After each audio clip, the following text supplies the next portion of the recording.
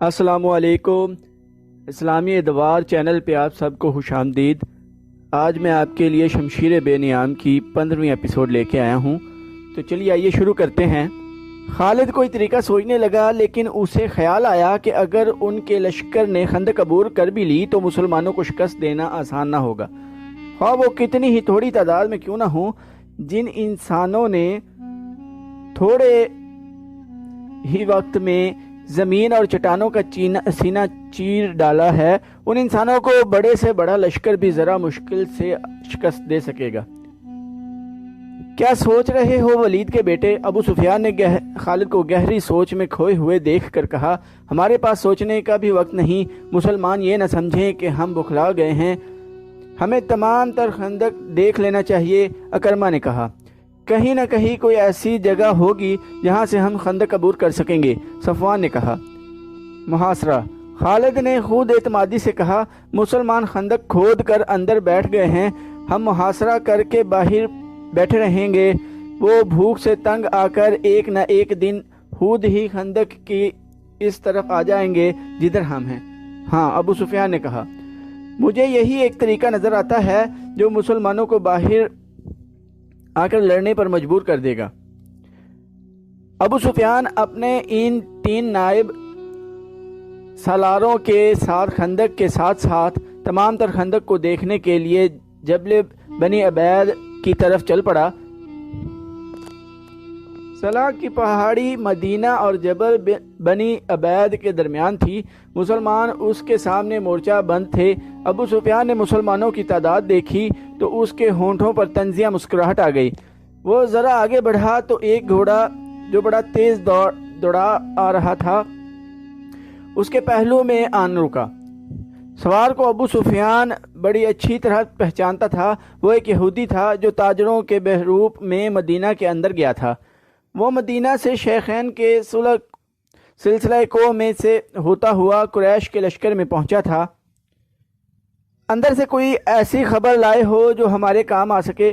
ابو سفیان نے پوچھا اور کہا، ہمارے ساتھ ساتھ چلو اور اتنا اونچا بولتے چلو کہ میرے یہ تینوں نائب بھی سن سکیں۔ مسلمانوں نے شہر کے دفاع اور آبادی کے تحفظ کے جو انتظامات کر رکھے ہیں وہ اس طرح ہیں۔ یہودی نے کہا، یہ تو تم کو معلوم ہے کہ مدینہ چھوٹے چھوٹے قلعوں اور ایک دوسری کے ساتھ ملی ہوئی بستیوں کا شہر ہے۔ مسلمانوں نے شہر کی عورتوں، بچوں اور ضعیفوں کو پیچھے کی طرف والے قلعوں میں بھیج دیا ہے۔ خندق پر نظر رکھنے کے لیے مسلمانوں نے گشتی پہرے کا جو انتظام کیا ہے اس میں 200-250 افراد شامل ہیں۔ یہ افراد تلواروں کے علاوہ پھینکنے والی برچھیوں اور تیر کمانوں سے مسلح ہیں۔ انہوں نے علاقے تقسیم کر رکھے ہیں جن میں وہ سارا دن اور پوری رات گشت کرتے ہیں۔ جہاں کہیں سے بھی تم خندق عبور کرنے کی کوشش کرو گے وہاں مسلمانوں کی خاصی زیادہ تعداد پہنچ جائے گی اور اس قدر زیادہ تیر اور برچھیاں برسائیں گی کہ تم لوگ پیچھے کو بھاگ آنے کے سوا کچھ نہیں کر سکو گے۔ یہ بھی ہو سکتا ہے کہ راتوں کو مسلمانوں کے جیش خندق سے باہر آ کر تم پر شب خون مار کر واپس چلے جائیں۔ عبداللہ بن ابی کیا کر رہا ہے؟ ابو سفیان نے پوچھا۔ اے قریش کے سردار، یہودی جاسوس نے کہا، اتنی عمر گزار کر بھی تم انسانوں کو سمجھنے کے قابل نہیں ہو سکے۔ عبداللہ بن ابی منافق ہے، مسلمان اسے جماعت منافقین کا سردار کہتے ہیں اور ہم اسے یہودیت کا غدار سمجھتے ہیں۔ اس نے مسلمان ہو کر ہم سے غداری کی تھی۔ مسلمانوں میں جا کر اس نے تمہارے حق میں انہیں دھوکے دیے۔ اگر احد کی جنگ میں تم جیت جاتے تو وہ تمہارے ساتھ ہوتا، مگر مسلمانوں کا پلہ بھاری دیکھ کر اس نے تم سے بھی اور یہودیوں سے بھی نظریں پھیر لی ہیں۔ تمہیں ایسے آدمی پر بھروسہ نہیں کرنا چاہیے جو کسی مذہب کا پیروکار اور وفادار نہ ہو۔ اور حی بن اخطب کہاں ہے؟ ابو سفیان نے پوچھا۔ وہ کچھ نہ کچھ کر رہا ہوگا، یہودی جاسوس نے جواب دیا۔ مدینہ میں ابھی میرے ساتھی موجود ہیں، وہ مسلمانوں کو جس قدر نقصان پہنچا سکے پہنچائیں گے۔ خالد کو آج مدینہ کی طرف جاتے ہوئے اس وقت سے خفت سی محسوس ہو رہی تھی کہ مکہ سے مدینہ کو کوچ کے وقت جب اس نے اپنے ساتھ 10,000 کا لشکر دیکھا تھا تو اس کی گردن اونچی ہو گئی اور سینہ پھیل گیا تھا، لیکن مدینہ کے سامنے آ کر 10,000 کا لشکر ریت کے ٹیلوں کی طرح بے جان نظر آنے لگا تھا۔ اسے محاصرے کا منظر یاد آنے لگا۔ لشکر کا جو حصہ اس کے زیر کمان تھا اسے اس نے بڑے اچھے طریقے سے محاصرے کی ترتیب میں کر دیا تھا۔ یہ محاصرہ 22 روز تک رہا۔ پہلے 10 دنوں میں ہی شہر کے اندر مسلمان خوراک کی کمی محسوس کرنے لگے، لیکن اس سے قریش کو کوئی فائدہ نہیں پہنچ سکتا تھا، کیونکہ وہ اپنے ساتھ خوراک اور رسد بہت کم لائے تھے۔ ان کے وہم و گمان میں بھی نہیں تھا کہ انہیں مسلمان اپنے محاصرے میں لمبے عرصے کے لیے بٹھا لیں گے۔ خوراک کی جتنی کمی شہر والے محسوس کر رہے تھے، اس سے کچھ زیادہ کمی قریش کے لشکر میں اپنا اثر دکھانے لگی تھی۔ سپاہیوں میں نمایاں طور پر بے چینی نظر آنے لگی۔ مورخ ابن ہشام نے لکھا ہے کہ اس کیفیت میں کہ شہر میں خوراک کا کوئی ذخیرہ نہ تھا اور لوگوں کو روزانہ نصف خوراک دی جا رہی تھی، منافقین اور یہودی تخریب کار درپردہ حرکت میں آ گئے۔ کوئی بھی نہ جان سکا کہ یہ آواز کہاں سے اٹھی ہے، لیکن یہ آواز سارے شہر میں پھیل گئی۔ محمد صلی اللہ علیہ وآلہ وسلم ہمیں کیسی بری موت مروانے کا بندوبست کر رہا ہے۔ ایک طرف وہ کہتا ہے کہ بہت جلد کیسر و کسرا کے خزانے ہمارے قدموں میں پڑے ہوں گے، دوسری طرف ہم نے اس کی نبوت کا یہ اثر بھی نہ دیکھا کہ آسمان سے ہمارے لیے خوراک اترے۔ لوگوں نے اسلام تو قبول کر لیا تھا، لیکن وہ گوشت پوشت کے انسان تھے۔ وہ پیٹ کی آوازوں سے متاثر ہونے لگے۔ آخر ایک آواز نے انہیں پیٹ کی بھوت سے آزادی دلا دی۔ کیا تم خدا سے یہ کہو گے کہ ہم نے اپنے پیٹ کو خدا سے زیادہ مقدس جانا تھا؟ یہ ایک رعد کی کڑک کی طرح آواز تھی جو مدینہ کی گلی کوچوں میں سنائی دینے لگی۔ آج خدا کو وہ لوگ عزیز ہوں گے جو اس کے رسول صلی اللہ علیہ وآلہ وسلم کے ساتھ بھوکے اور پیاسے جانے دے دیں گے۔ خدا کی قسم، اس سے بڑی بزدلی اور بے عزتی مدینے والوں کے لیے اور کیا ہوگی کہ ہم اہل مکہ کے قدموں میں جا گریں اور کہیں کہ ہم تمہارے غلام ہیں، ہمیں کچھ کھانے کو دو۔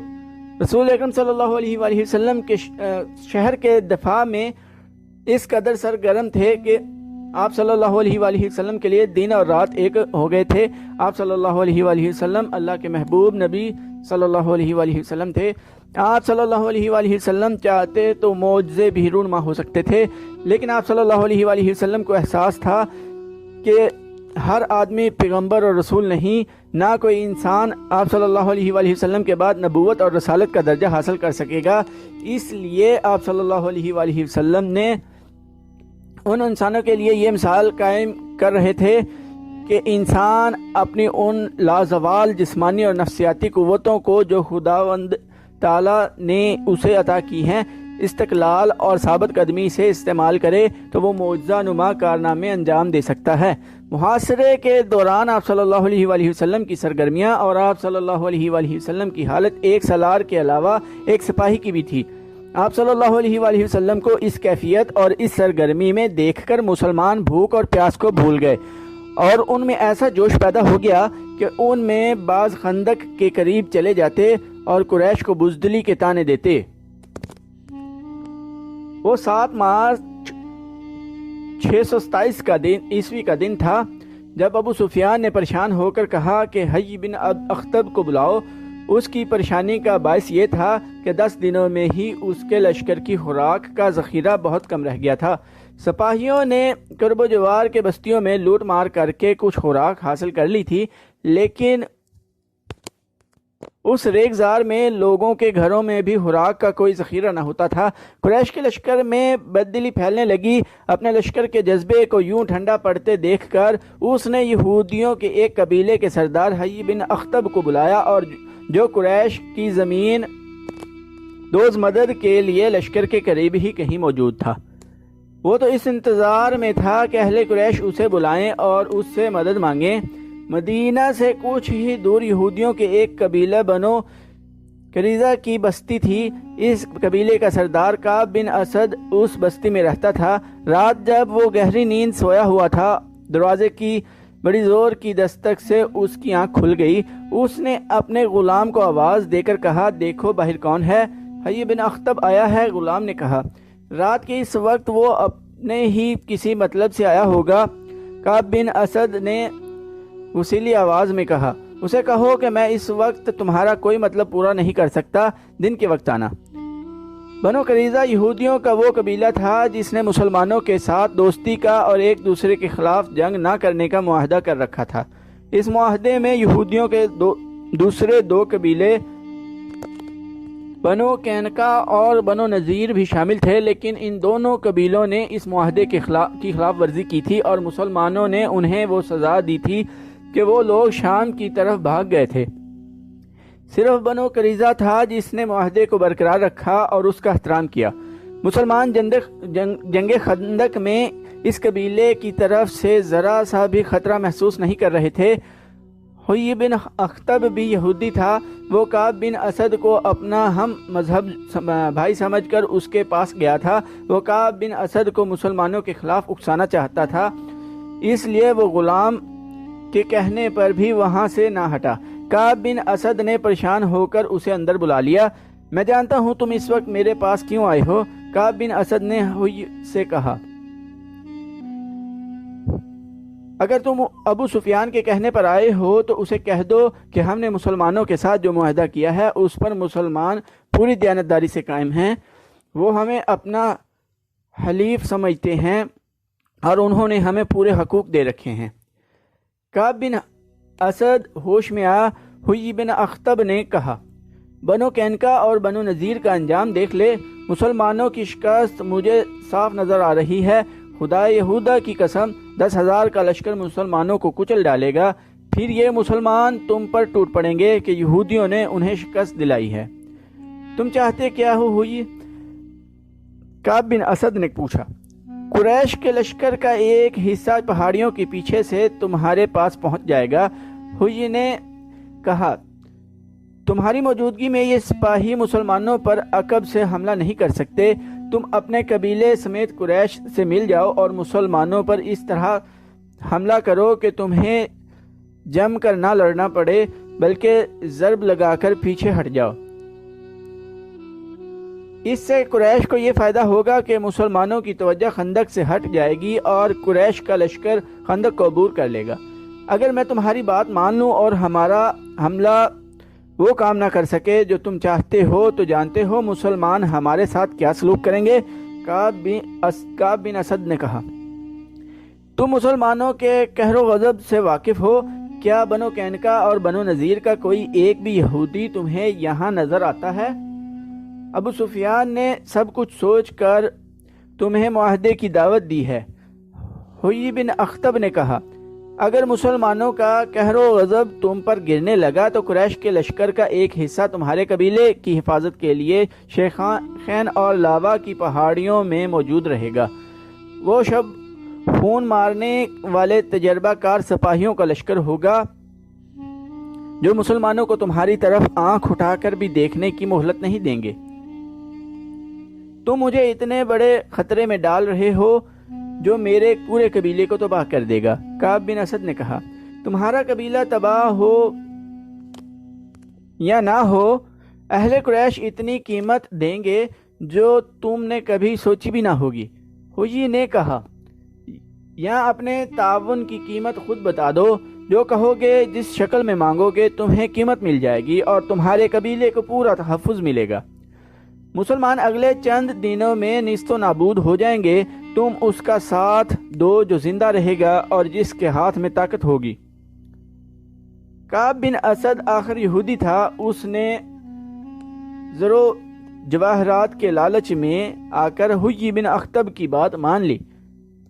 قریش کا کوئی سپاہی ہماری بستی کے قریب نہ آئے، کعب بن اسد نے کہا۔ مسلمانوں پر میرا قبیلہ شب خون مارتا رہے گا۔ یہ کام رات کی تاریکی میں کیا جائے گا تاکہ مسلمانوں کو پتہ ہی نہ چل سکے کہ شب خون مارنے والے بنو قریظہ کے آدمی ہیں۔